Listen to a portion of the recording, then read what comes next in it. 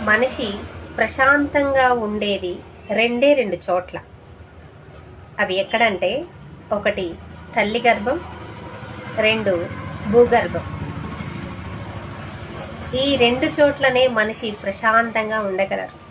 ఒకటి తల్లి గర్భం, రెండు భూగర్భం. ఇక్కడే మనిషి ప్రశాంతంగా ఉంటాడు. భూమి మీద ప్రశాంతంగా బతకలేము. ఈ జనాల చేయబట్టే, ఈ ప్రజలు చేయబట్టే మనుషుల్ని ప్రశాంతంగా బ్రతకనివ్వరు. ఒకరు బ్రతుకుతుంటే వారం లేని ప్రజలు వీళ్ళు.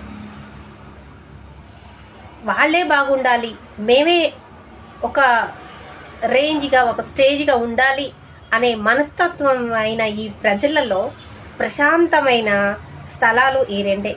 ఒకటి తల్లి గర్భం, రెండు భూగర్భం. భూమి మీద ఉన్నంత కాలం మనశ్శాంతిగా ఉండనివ్వరు ఈ జనం, ప్రశాంతంగా బతకనీయరు ఈ ప్రజలు అంటే వీళ్ళే. బ్రతికితే వారం లేని వాళ్ళే బాగుండాలి, వాళ్ళకే గొప్ప పేరు రావాలి, వాళ్ళకే ఇలా చెయ్యాలి అనే మనుషులు అన్నమాట. బ్రతికితే వారం లేని వాళ్ళు.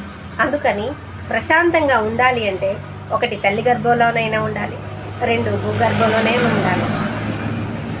నిజమే కదా? మీరేమంటారు?